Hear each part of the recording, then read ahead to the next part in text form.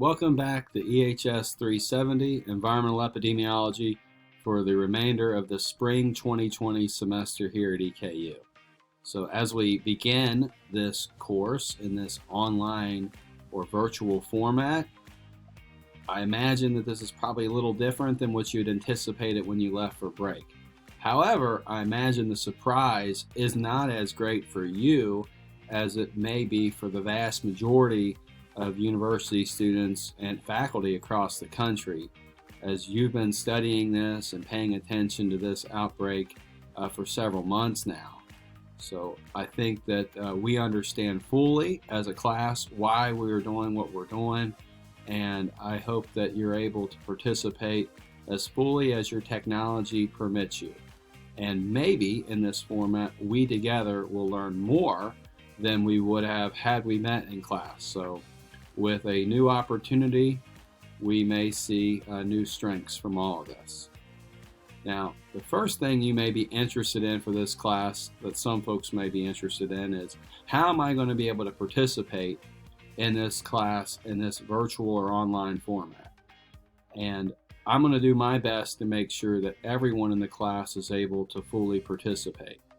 Growing up in Appalachian, Ohio, in an area that didn't exactly have the best internet back then, and it sure as heck doesn't have the best internet today, I'm sympathetic of the fact that there are parts of Kentucky that some of our classmates and some of my fellow students here in this class, I understand that some of you all may be in communities that don't have reliable high-speed internet, or the demands on those high-speed internet services are going to be so great in the next month or so, next few days even, that you may not be able to participate in a Zoom or virtual classroom or Blackboard Collaborate where we've got all the different images of the students, in the class on the screen. That may not be possible. So I'm going to avoid that altogether. You'll be able to download these videos or stream these videos from YouTube. I'm going to do my best to make sure that everyone in here has the opportunity to participate. We are a school of opportunity at EKU, and we're going to make this work. If you have any questions about the format, or if there are accessibility issues that are unique for you or maybe for multiple folks in the class, please contact me by email, phone, text message, and we'll make sure that we either modify the course to accommodate you or that we will find resources that will work for you. EKU libraries and EKU IT have been very supportive.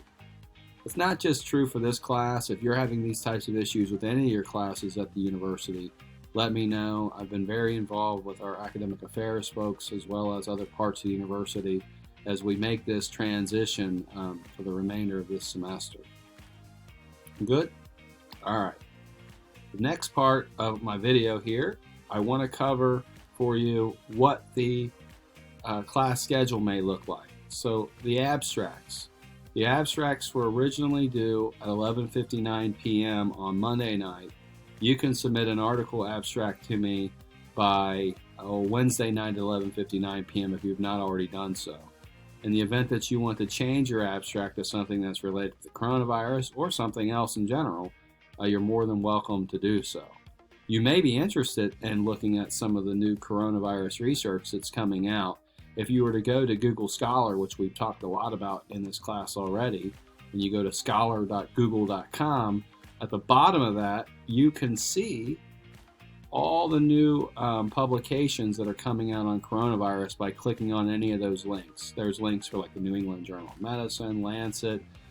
There's a preprint server, so things that are going through the peer review process have been published on there already in manuscript format, and you can see all the hot stuff on coronavirus that's being published and being submitted almost in real time. It's pretty incredible. Never has science moved at such a quick pace. So abstracts, they must include odds ratios, rate ratios, risk ratios, or hazard ratios, ideally in a table. All right, and then I will review those abstracts, and I will get back to you the information on whether or not it meets the criteria or not. Presentations now. Those abstracts you're submitting relate to presentations. At the end of the semester, we're going to do article presentations. For the same reasons why we're not going to use Blackboard, Collaborate, or Zoom for this class, those same reasons hold true for article presentations. As much as it may be nice for us to have those types of formats being available, I don't have faith in our internet capacity for all of our students to be able to do that. Our folks come from a variety of communities where the internet may not provide that option. So instead, you'll be doing your article presentations by doing something as similar to what I'm doing here. You'll be uploading a video and then you'll be sharing that video on Blackboard or sharing it with me, and then I will make sure that I'm able to share it with everyone. All right? If you have questions about that as we move forward in the class, again, please email me, call me, or text me, and we're going to make this work. So that's enough about those things. Quizzes, exams. There will be assignments and quizzes. I'm thinking about how to best do these still. And as we get to those, I'll let you know. There's no quiz planned for this Tuesday. There are not going to be any timed quizzes or any timed examinations. Again, for the same reasons as before. I know that the internet can be unstable, and I'm familiar that in some parts of the world, people try to do these types of exams or quizzes, and the internet goes out, and next thing you know, it shows that there was a 0 or something like that. I'm going to err on the side of trusting you rather than erring on the side of technology and punishment and assumptions of academic misconduct for how I do things. So I'm going to do what I can to make sure that you can participate, and that is not going to be using a timed examination, fixed time format. You may only have access to the technology certain times of the day or certain times of the week, so you'll have a week to carry out the assignments that you need to do. And I'm a firm believer that the feelings of guilt will overcome the feelings of needing to cheat or do whatever. So I'm not worried about that. You all are great students and part of a great EHS family we've got here at EKU, and you will learn as much as you put into this class. Any questions on that? Because if you have any, you'll be able to email them, call me, text me, and we're going to make sure that we accommodate that. All right, so those are all the course announcements. Now, I want to let you know that I'm going to continue to make videos, and I'm going to continue to upload PowerPoint presentations to Blackboard. So continue to check your EKU email and use Blackboard. But I'm going to switch over to some presentation slides here real quick that I think are important for you to understand at this moment in history. So this is a challenge coin that Professor Joe Beck gave me in 2010. I've got the real deal. Here's just an image of it. And you are in environmental health. You are in the business of protecting the future. And that includes from biohazards, like the threat that is upon us. We are not naive to thinking that this could not have happened here in the United States. We know that the profession that you are in, or you will be entering, is an honorable and noble profession that often is not fully appreciated until a public health crisis arises. Well, one has arisen, so I'd say you're probably getting more appreciated, or your profession that you'll be entering will be more appreciated when we emerge from this.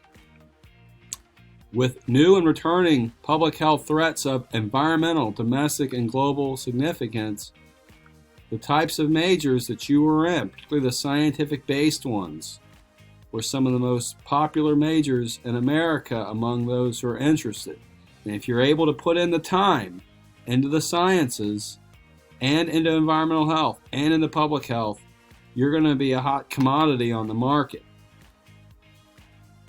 Around the country right now, many of the national leaders and experts who are speaking on what is going on in this world have backgrounds in environmental health science and public health.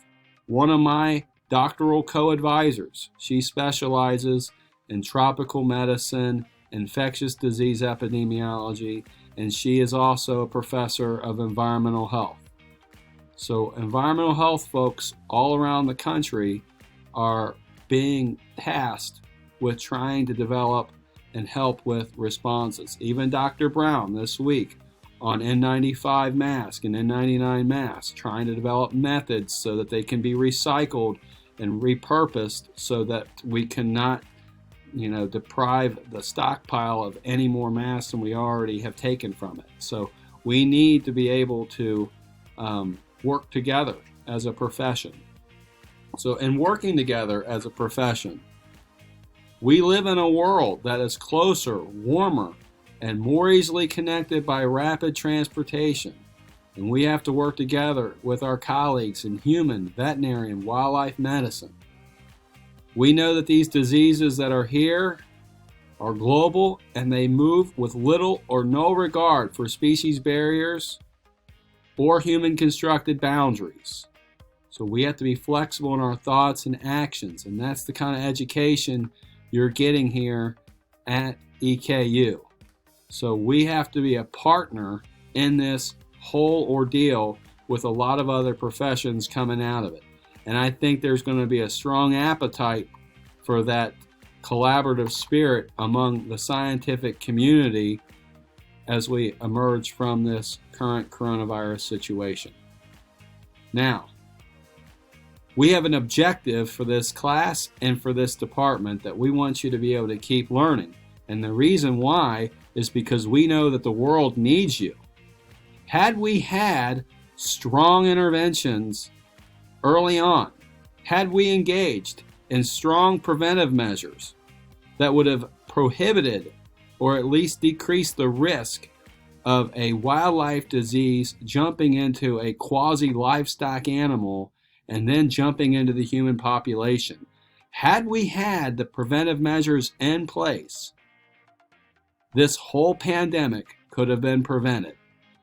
They used to say, good old Ben Franklin, an ounce of prevention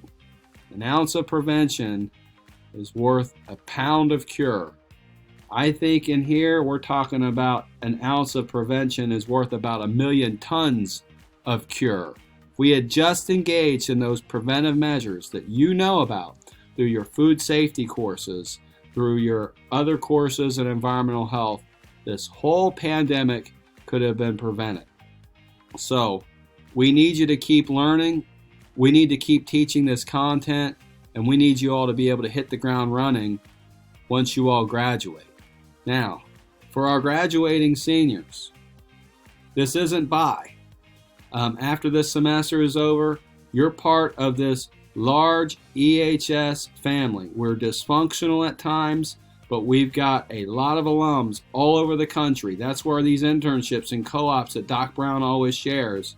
Many of the EKU Hall of Fame recipients and distinguished alumni folks, they are graduates of your program. We stay in contact with them. We go to conferences together. We see each other all the time. So this will not be bye-bye after this term's over. We're with you, and we want you to stay with us. So together, we're going to continue to be a loving, supportive, dysfunctional EHS family, no matter where we're at. That will bind us together.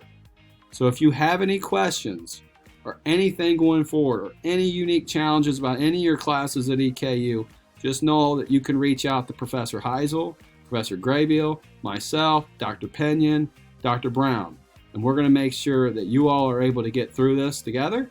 And who knows, we may learn a lot more by going through this whole experience. Our world and our profession will be made better and will be more adapted to dealing with the next global challenge that could be even more lethal and more dangerous than the current situation we've got on our hands. So again, reach out to us if you need anything, and I look forward to having a fun second half of the semester with you all, no matter where you may be. So thank you.